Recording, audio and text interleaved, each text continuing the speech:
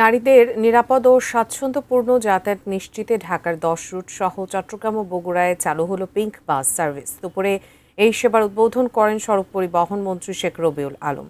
কেবল যাত্রী নয়, পিঙ্ক বাসের চালক ও কন্ডাক্টররাও হবেন নারী, আরও জানাচ্ছেন সাদিয়া আফরোজ।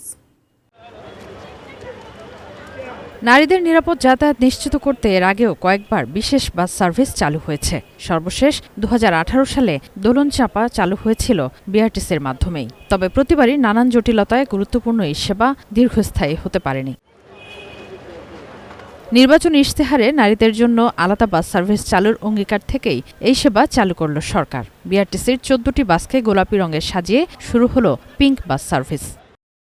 নারী যাত্রীরা যাতে সেখানে চড়তে এবং যাতায়াত করতে স্বাচ্ছন্দ্যবোধ করে উৎসাহিত হয় সেটি করতে হবে। তার জন্য যা যা করা দরকার সরকার করবে। যে 200 ইভি বাস আমরা ডাইরেক্ট প্রক্রিমেন্টে গিয়েছি, তার মধ্যে 100 নারীদের জন্য আমরা রাখছি বিভিন্ন রুটে। তার মানে হচ্ছে রুট আরও বাড়ছে, বাসের সংখ্যা বাড়ছে, নারী বাস পরিষেবা নিশ্চিত হচ্ছে শুধুমাত্র এই 3 জেলায় নয়, অন্যান্য বিভাগেও। প্রাথমিকভাবে ঢাকার 10টি রুটে 10টি এবং বগুড়া ও চট্টগ্রামে 2টি করে মোট 14টি বাস চলবে।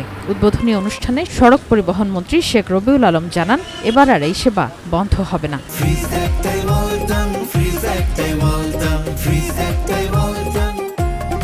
আমরা কিন্তু চাই না, অনেক উদ্যোগ এর আগে হয়েছে, মুখ থবড়ে পড়ে গিয়েছে। এমনও হয়েছে অনড়ম্বর উদ্বোধন হয়েছে, 6 মাস গিয়ে আর অস্তিত্ব খুঁজে পাওয়া যায় নাই।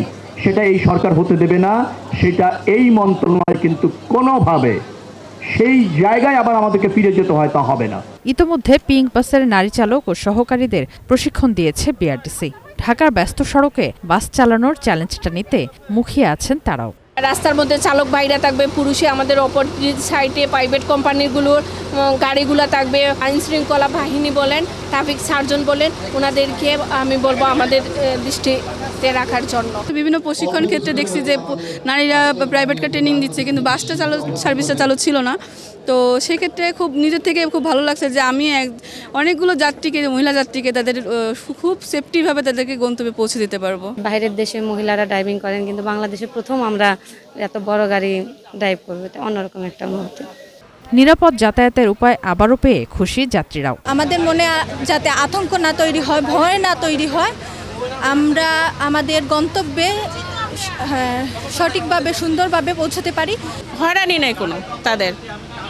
আমি মনে করি এটা অনেক ভালো। নিরাপত্তা বিষয়টা আরও কার্যকর করা হয়েছে, তো এই দিকটা দেখে আসলে আমরা খুবই আনন্দিত। Sadia Afroz, ATN news, Dhaka.